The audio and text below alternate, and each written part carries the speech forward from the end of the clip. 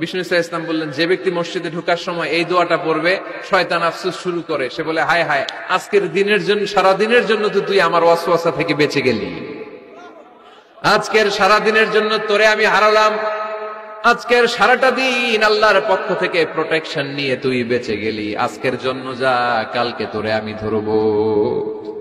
এজন্য এই দোয়াটা পড়ার দরকার আছে না? আউযু বিল্লাহিল আযীম ওয়া বিওয়াজহিল কারীম ওয়া সুলতানিহিল কদীম মিনাশ শাইতানির রাজীম। চারটা বাক্যের দোয়া।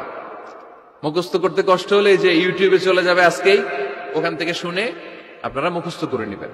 এই দোয়াটা পড়বেন, আউযু বিল্লাহিল আযীম ওয়া বিওয়াজহিল কারীম ওয়া সুলতানিহিল কদীম মিনাশ শাইতানির রাজীম। তাহলে ওই দিনের জন্য শয়তানের ওয়াসওয়াসা, টেম্পটেশন, প্রভোকেশন থেকে আপনি আল্লাহ তাআলার প্রোটেকশনে চলে গেলেন। সুবহানাল্লাহ পড়েন।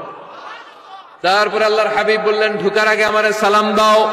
পড়বেন, আসসালামু আলাইকা আইয়ুহান নাবিয়্যু ওয়া রাহমাতুল্লাহি ওয়া বারাকাত। এই দুইটা জিনিস যখন করে ফেললেন, তখন ডান পা দিয়ে পড়বেন, আল্লাহুম্মা ইফতাহ লি আবওয়াবা রাহমাতিক। সুবহানাল্লাহ পড়েন। আল্লাহুম্মা ইফতাহ লি, ও আল্লাহ আমার জন্য তুমি খুলে দাও আবওয়াবা রাহমাতিক, তোমার রহমতের দরজা। তার মানে মসজিদে ঢুকলে রহমত পাওয়া যায় কি যায় না? মসজিদে ঢুকলে পাওয়া যায় রহমত, মসজিদের বাইরে রহমতের কথা আল্লাহ বলে নাই। মসজিদের ভিতরে রহমত। কোথায় রহমত? কোথায়? মসজিদের ভিতরে রহমত আছে না? তার প্রমাণ, মসজিদে ঢুকলেই শান্তি লাগে কেমন জানি, আর ঘুমে ধরে। মসজিদে ঘুমাইছেন কারা কারা দেখি? সবাই ঘুমাইছেন? আরে আমি কত ঘুমাইছি। জুমার নামাজের সময় যে কি ঘুম আসে, আসে আসে, কমন পড়ছে, একেবারে কমন পড়ে গেছে। ঘুম আসে কারণ রহমত, রহমতের ঝিরি ঝিরি বাড়ি ধারা আল্লাহ তাআলা আরশের উপর থেকে নাজিল করতে থাকে। আর এই রহমতের কারণে হৃদয়টা প্রশান্ত হয়ে যায়, অনেকের ঘুমও চলে আসে, ঠিক কিনা?